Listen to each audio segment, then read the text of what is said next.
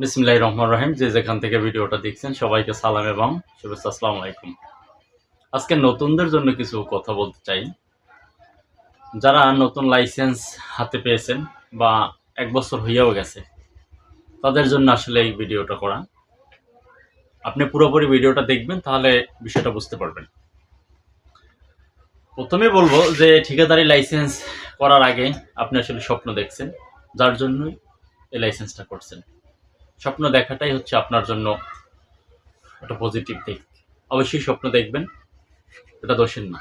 কিন্তু কথা হচ্ছে স্বপ্নটা যেন এমন না হয় যে আমি লাইসেন্স করব, সাথে সাথেই কাজ পাইয়ে গেলাম, এরকম না। বিষয়টা হচ্ছে আপনাকে ধৈর্য ধারণ করতে হবে, কিছু জিনিস আপনাকে মেনটেন করতে হবে বা মানতে হবে। সেটা হচ্ছে এমন, প্রথম অবস্থায় আপনি যে লাইসেন্সটা করলেন, ইজিপি রেজিস্ট্রেশন করলেন, এরপর আস্তে আস্তে অ্যাটেন্ড করা শুরু করলেন।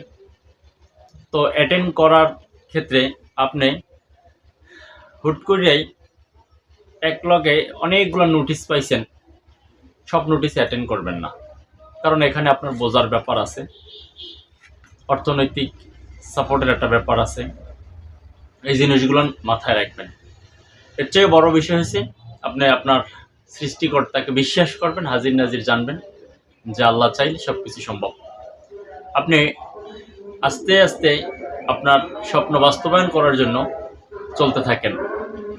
সেই ক্ষেত্রে আপনি এমন করবেন না যে আপনি একসাথে 20টা ফর্ম কিনলেন, 20টা ফর্মে আপনার ফর্মের টাকাটা কখনো ফেরত পাবেন না। যদি নিজে ফর্ম ফিল আপ করতে না পারেন, সেই ক্ষেত্রে নিজে অন্য কাউকে দিয়ে তো ফর্ম ফিল আপ করাইতে হইবে, ওই ফর্মের টাকা অবশ্যই দিতে হবে। এবং এই যদি 20টা ফর্মের পে অর্ডারটা আপনি নিজের নিজের টাকায় দিতে পারবেন না। পে অর্ডারের টাকাটা যদি আপনি নিজে না দিতে পারেন, অবশ্যই মার্জিনে দিচ্ছেন, সেই ক্ষেত্রে এখানেও কিন্তু একটা খরচের ব্যাপার। তো ওভারঅল 3টা পার্টে কিন্তু একটা খরচ হইতেছে। আমি এই জন্য বলতেছি আপনি অবশ্যই বুঝা তারপরে কাজ করবেন। আগে নিজেকে বুঝতে হবে যে আমি কি করতেছি। লাইসেন্স যেহেতু করছি, আমার দীর্ঘমেয়াদী পরিকল্পনা থাকতে হবে। আপনি অল্প অল্প কাজে 5টা 7টা কাজে অ্যাটেন্ড করবেন, নিজে এস্টিমেট বোঝার একটু চেষ্টা করবেন। যদি কেউ না বোঝে কারো শরণাপন্ন হবেন, তাহলে আপনাকে বোঝার একটা ক্ষমতা হয়ে যাইবে এবং কাজের কন্ডিশন কোনটাই ভালো সেটাও বুঝতে পারলেন। আর এমনও হইতে পারে যেমন একটা কাজ পাইয়ে গেছেন, সেই ক্ষেত্রে এই কাজটার আসলে এস্টিমেট খারাপ। তো আপনি এস্টিমেটই বুঝলেন না, এস্টিমেট খারাপ, এস্টিমেট একটা কাজ বাজে গেলে কাজটা আপনি করলেন কি আমি করতে যাব, করতে যাইয়ে নিজের কিন্তু চালান গেল। এমন হইতে পারে যে আসলে আমি সব কাজ এরকম সে কথা বলবো না, কিছু কাজ আছে যে কাজের আপনার রাস্তাটা, মনে করেন নতুন কাজই ধরলাম, রাস্তাটা কাজ আছে, সেখানে আপনার বালির দরকার আছে, কিন্তু বালিটা এমন একটা জায়গায় রাস্তা, যে জায়গায় ইজিলি ড্রেজার দিয়ে বালি দেওয়া যাইতেছে না। ওরা স্বাভাবিক রেট ধরছে, যে ড্রেজার দিয়ে যে দিতে যে খরচটা, সেই রেট ধরছে। এখন এটার আসলে রেট তো মূলত সেমই হয়, শুধু কপি পেস্ট করে।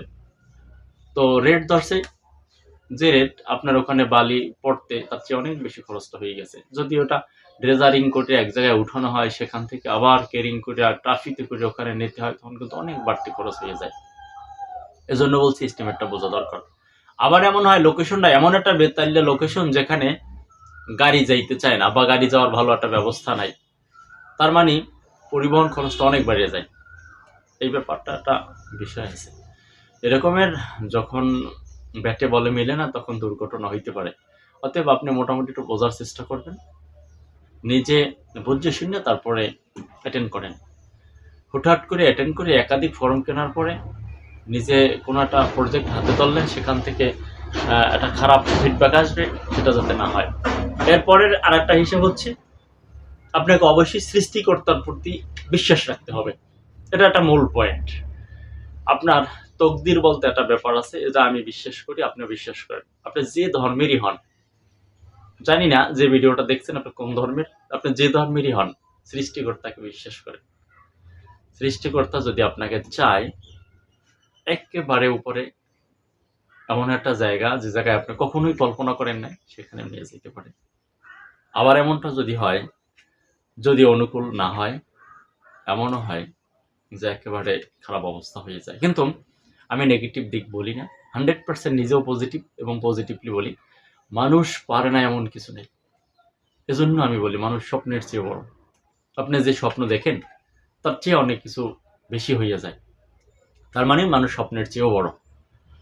অতএব আপনাকে স্বপ্ন দেখতে হবে এবং ওই অনুযায়ী হাঁটতে হবে। আরেকটা জিনিস খেয়াল করেন, অনেকেই বলে ভাই পরিশ্রম করেন, রোজ পরিশ্রম করেন আপনার সফলতা আসবে। পরিশ্রম বলতে কি আপনি কায়িক পরিশ্রমকে বুঝাইছেন? যদি সেইটা বুঝান তাহলে আমি মনে করি আপনার দৃষ্টিতে যদি বেশি টাকা হয় বা বেশি অর্থবিত্ত থাকে তাহলে কুলির থাকা কথা ছিল। কারণ কুলি যে পরিমাণ পরিশ্রম করে, যে পরিমাণ ওয়েট উনি মাথায় টানে, তার মানে অনেক পরিশ্রম করে, তাহলে ওনার হওয়ার কথা ছিল। আমি ওইটার সাথে একমত। পরিশ্রম করেন কিন্তু সুপরিকল্পিত পরিশ্রম, যেখান থেকে আপনার সফলতা আসবে। আপনাকে এই পরিকল্পনাটা কাজে দেবে। অতিরিক্ত পরিশ্রম করলাম, সেটা আমার পরিকল্পনার বাইরে সম্ভব না। তো যে কথা নিয়ে মূলত আলোচনা, সেটা হচ্ছে আপনাকে কাজ বুঝতে হবে এবং সেই অনুযায়ী হাঁটতে হবে। যদি আপনি প্ল্যানে পরিকল্পনায় ভুল করেন তাহলে আপনার বিপদ আসবে। আর একটা বিষয় হচ্ছে ধৈর্য ধরতে হবে। ধৈর্য একটা গুরুত্বপূর্ণ বিষয় ভাই।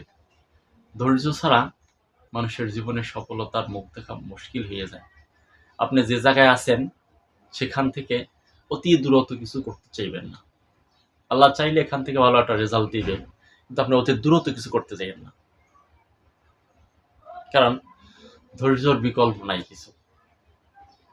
এটা এমন, আজকের লাইসেন্স করছি, খুব তাড়াহুড়া করে ইজিপি করলাম, তাড়াহুড়ো করে অ্যাটেন্ড করলাম, এখন কাজ পাইতেই হইবে, কাজ পাইলাম না কেন? তো আসলে সেক্টরটা মনে হয় খারাপ, অথবা এখানে টেকা যাইবে না, এখান থেকে কিছু হবে না। এত তাড়াহুড়া করে কোনো লাভ নাই। তকদির বিশ্বাস করেন, সৃষ্টিকর্তাকে বিশ্বাস করেন। আপনার জন্য যা আছে পৃথিবীর কোনো শক্তি নাই ওখান থেকে আপনাকে বঞ্চিত করবে। যেটা আপনার সৃষ্টিকর্তা চায় সেটাই হবে, বিশ্বাস করেন। আবারও বলি, আপনি যে ধর্মেরই হন, সৃষ্টিকর্তাকে বিশ্বাস করেন এবং নিজের প্ল্যান পরিকল্পনাকে ঠিক রাখেন, ওই অনুযায়ী হাঁটেন। মানুষ স্বপ্নের চেয়ে বড়, এই কথাটা এই জন্যই বলি।